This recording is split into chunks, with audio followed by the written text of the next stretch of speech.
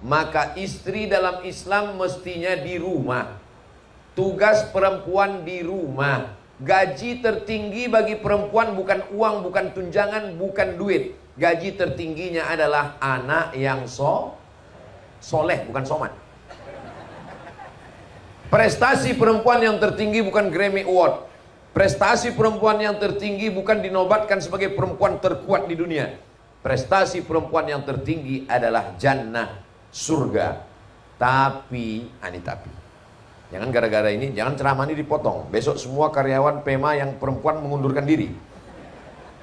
Perempuan dalam Islam boleh bekerja dalam kurung syarat dan ketentuan berlaku. Yang pertama, izin suami. Dan suami memberikan izin itu memang sukarela, bukan karena terpaksa. Bukan karena bang izinkan aku, kalau tidak awas kau. Yang kedua, bekerjalah mencari nafkah demi untuk membantu suami. Bang, sebetulnya aku ini di rumah merawat dan menjaga anak kita, tapi karena kau termasuk dalam 8 asnaf fakir miskin duafa, maka aku bekerja. Tentu dengan bahasa ibu yang lembut. Beda sama bahasa. Jangan bahasa ini dipakai ke rumah nanti. Karena aku cinta padamu, karena aku ingin membantu keluarga, maka aku pun bekerja. Lalu kemudian ketika di tempat bekerja, pandai-pandailah menjaga diri. La tabarrajna tabarrujal jahiliyatil ula. Jangan bersolek-solek jahiliyah. Yang biasa-biasa saja. Ustadz, wajah saya ini pucat. Kalau saya tidak pakai bedak, disangka orang saya mayat berjalan. Boleh pakai bedak yang warnanya warna kulit normal. Yang tidak boleh itu adalah mengada-ngada. Sebelah kanan hijau, sebelah biru. Itu tidak boleh. Yang sudah bagus, jangan diotak-atik lagi. Itulah yang dilaknat Allah. La'anallahul washimat. Allah melaknat perempuan yang tukang buat tato. Wal mutashimat, minta buat tato. Wal mutanammisat, mencabut, mencukur, membakar. Apa namanya? Bulu mata. Alis. Ini dicabut. Sudah bagus-bagus dicabut, digunting, dicukur, habis. Ditengok di cermin, hilang. Bisa susah dia membedakan mana aku, mana hantu. Lalu kemudian wal mutafallijat, mengotak-atik gigi. Gigi yang sudah bagus diciptakan Allah tak usah diotak-atik. Dulu kita tahu Pak itu kawat dipakai untuk pagar rumah, sekarang dipakai ke gigi. Warnanya macam-macam. Hari Senin hijau, hari Selasa pink, hari Rabu ungu, hari Jumat hitam, seram, hantu. Sudah bagus diciptakan Allah, kecuali yang tidak layak. Ini tak boleh. Kecuali yang sudah tidak layak. Ada sebagian orang, dia senyum, kita trauma. Itu boleh. Karena merubah yang tak layak menjadi layak boleh. Aslinya rambut ini selayaknya di sini tepinya. Tapi karena satu dan lain hal, berpindah batasnya ke belakang. Macam tepi pulau Sumatera yang kena tsunami. Lalu kemudian pergi ke Turki untuk menanam rambut. Mengembalikan pada asalnya boleh. Yang tak layak menjadi layak boleh. Tapi yang sudah layak di otak-atik, maka sesungguhnya itu kerja setan. Setan selalu mengiming-iming. Wala umanniyannahum. Aku buat mereka berhalusinasi. Dagu kalau kau tambah sedikit cantik, tambah dagu. Hidung kalau kau tambah sedikit bagus, tambah hidung. Pipi kalau kau naikkan sedikit, tambah. Akhirnya hidung, pipi, dagu semuanya plastik. Namanya operasi kresek. Tak ada yang asli lagi. Mohon kalau mendengar ceramah saya itu kuncinya satu. Kalau kebetulan bunyi ceramah itu, ini Ustadz ini kayaknya tahu betul, kayaknya aku yang dibilang. Mendengar ceramah Ustadz Somad, siapapun pengajiannya, jangan kita merasa Ustadz itu menyindir kita. Apalagi kalau ceramah saya tidak tahu. Karena saya sebelum datang ke Aceh, sebelum datang ke Jambi, sebelum datang ke Sulawesi, sebelum datang ke Malaysia, saya tidak tahu mau menemui siapa, di mana. Saya tak mau itu. Saya tidak mau kepala saya rusak dengan jadwal ini. Makanya sebelum datang kemari, saya tidak tanya-tanya. Setelah sampai di airport, baru saya tahu.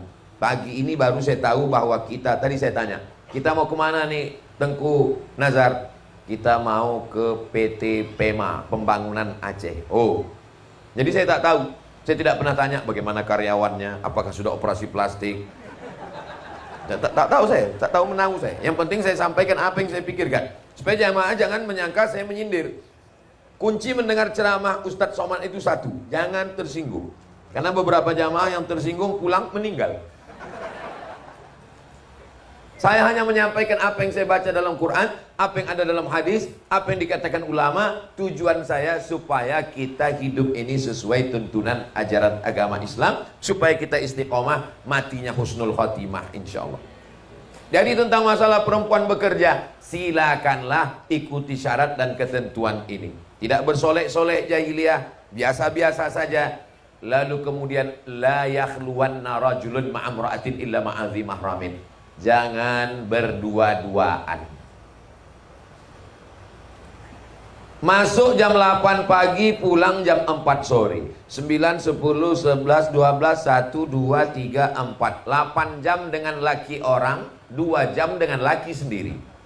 Berawal dari kenyamanan, sudah merasa macam abangku, macam ayahku, macam adikku, macam saudaraku. Berawal dari macam, berakhir dengan macam-macam. Ingat, setan belum pensiun. Kejahatan terjadi bukan hanya karena ada niat dari pelakunya, tapi juga karena ada kesempatan. Waspadalah. Mulai dari rasa nyaman, nyaman jalan, nyaman makan, nyaman cerita, tukar nomor handphone, buat nomor khusus, handphone khusus. Istri pula tak peduli. Dia tidak punya tengok-tengok, macam-macam. Akhirnya terjadilah apa yang terjadi. No free lunch, tidak ada makan siang yang gratis. Maka ini untuk kita jaga hati kita bersama. Kalau galah patah bisa disambung, kalau kaca retak masih bisa direkat. Tapi kalau sudah hati sakit, kemana obat akan dicari. Bagi yang usaha kaos sablon, boleh dibuat kata-kata ini, tulis di belakang. Kaca retak boleh direkat, galah patah boleh disambung, hati yang sakit kemana obat akan dicari. Tapi jangan dipakai sholat Jumat. Jadi tengok orang, khutbah ini ceramah Ustaz Somad nih gitu. Saudara yang dimuliakan Allah Subhanahu wa taala. Lalu kemudian kalau sudah pulang ke rumah, keluar kantor jam 4, sampai rumah jam 5, mandi bersih-bersih, masak sebentar, akhirnya jam 6, sholat maghrib jam 7, sholat isya jam 8. Berapa lagi waktu yang tersisa untuk anak dan suami? Jam 9, jam 10, jam 11 paling lama. Mesti tidur, takut besok tidak efektif, tidak fit, tidak semangat bekerja. Cuman 3 jam untuk anak dan suami. Jangan lagi 3 jam itu dihabiskan drama Korea, dihabiskan scroll. Tak tahu tak apa yang mau ditengok. Tengok masakan, tengok pakaian, tengok shopping, tengok ini. Datang anak menunjukkan rapornya. Mama, adik baru dapat rapor, adik ranking. Pergilah sana, aku sakit kepala tuh. Padahal dia mau minta tanggapan dari orang tuanya. Ini Ustaz Somad ini yang diceritakannya istri aja. Bagaimana dengan suami-suami? Tunggu sebentar.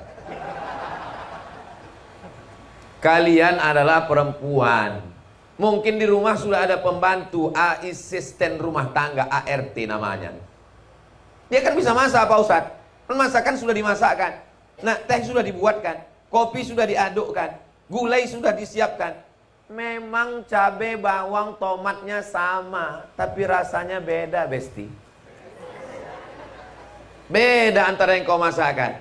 Nanti ini semua adalah menjadi sesuatu yang dalam hati mereka. Ini bagi istri-istri yang solihah. Yang saya sampaikan ini sudah mereka laksanakan, hanya ingin menguatkan hati mereka. Betul kan Bu? Betul kata mereka.